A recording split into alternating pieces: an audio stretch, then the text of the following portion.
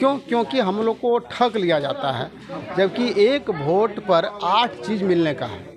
8 चीज़: रोटी, कपड़ा, मकान, शिक्षा, स्वास्थ्य, सेक्स और सुरक्षा, सम्मान। ये 8 चीज़ मिलना चाहिए। अब रोटी कैसा मिलना चाहिए? तो वैसी रोटी जिससे कुपोषण का शिकार ना हो, दूध, दही, घी, मक्खन। क्योंकि जैसे हमारा बच्चा का अगर नाखून दर्द करता है तो उसको ठीक करने का जिम्मा बाप का होता है, गार्जियन का होता है। उसी तरह से जो जनता है वो चुन करके सरकार को अपना बाप बनाती है। तो बाप को चाहिए कि उनका संतान कुपोषण से ग्रसित ना हो।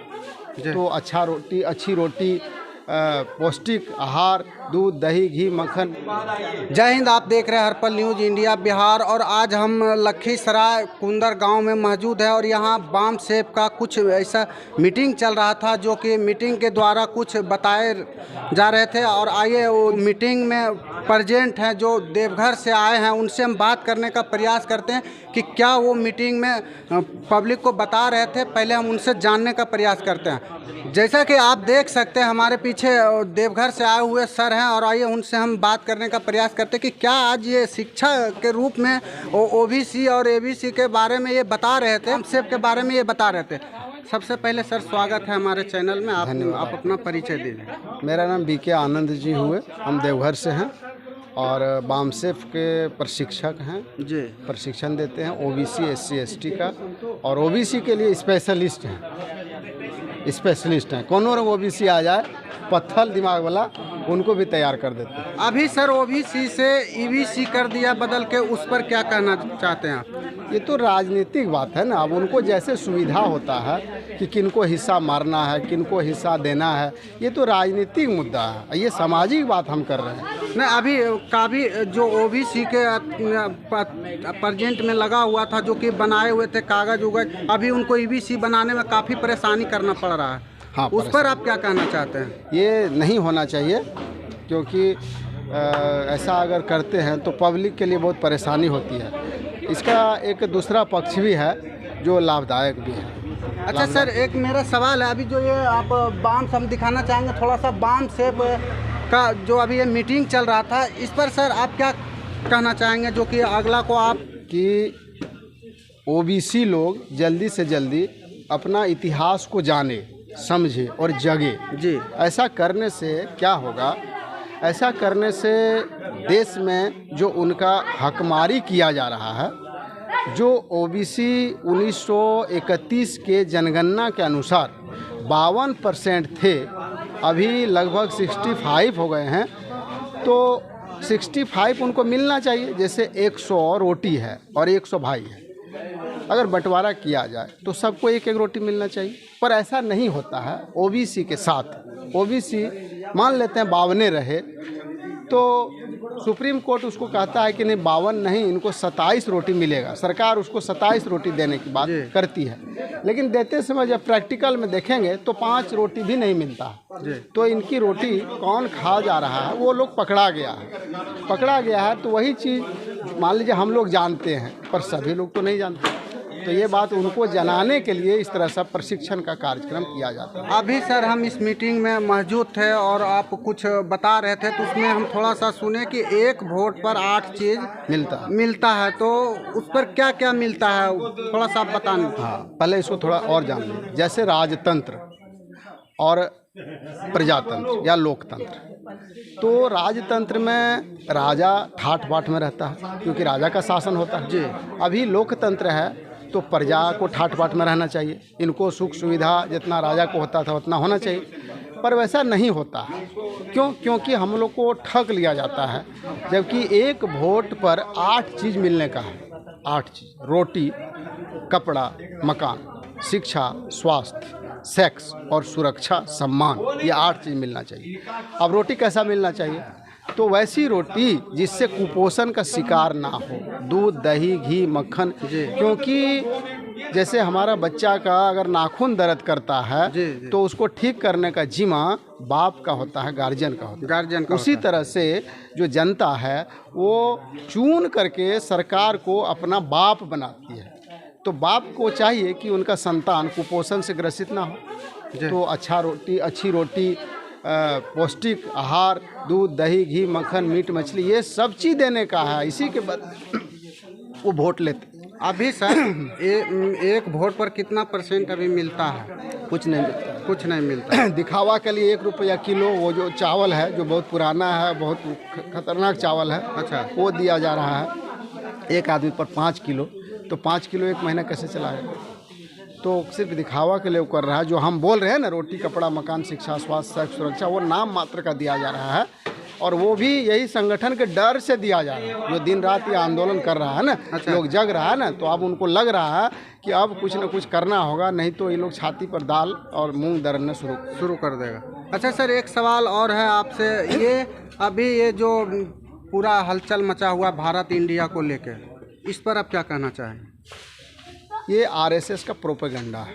वो बीच बीच में जैसे गणेश जी दूध पी रहा है, खिलाता है ना, तो क्या करता है, हमारे घर की जो बैकवर्ड समाज की माँ बहन है, वो कटोरी में गिलास में दूध लेकर के दौड़ करके और गणेश जी के नाक में, मुंह में सटाते हैं। तो वो बेवकूफ़ी नापने का एक थर्मामीटर है। तो आरएसएस वाला के पास यहाँ से फ़ोन जाता है कि हाँ भीड़ है, तो वो समझ जाता है कि अभी बेवकूफ़ है, इस पर अभी शासन करेंगे।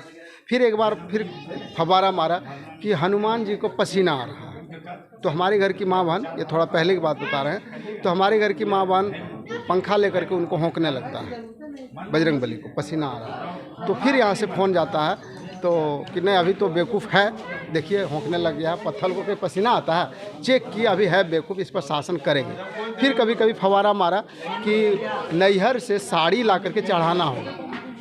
तो आप लोग भी साथ सुने होंगे, नैहर से साड़ी ला करके चढ़ाना होगा।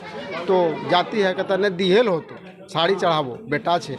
अच्छा, फिर कभी कभी वो हैंडबिल आया, उसमें कहा कि एक मंदिर है, उसमें सांप निकला, वो लड़की बन गई। लड़की बन के कहा कि ये जो सीन आपको दिखा रहे हैं ये लोग चर्चा करना। तो हैंडबिल छपवाया तो रिक्शा वाला को मिल गया एक घड़ा सोना, ऐसे करके। तो वही चीज़ ये है, ये जो इंडिया जो हटाने की बात कर रहा है ना, तो उसी लेवल का ये भी प्रोपेगेंडा है। ये सब कुछ क्या लगता है कि सर इंडिया बदल जाएगी, भारत पूरा लिखा जाएगा बोर्ड पर? नहीं, कभी नहीं बदलेगा, नहीं बदलेगा।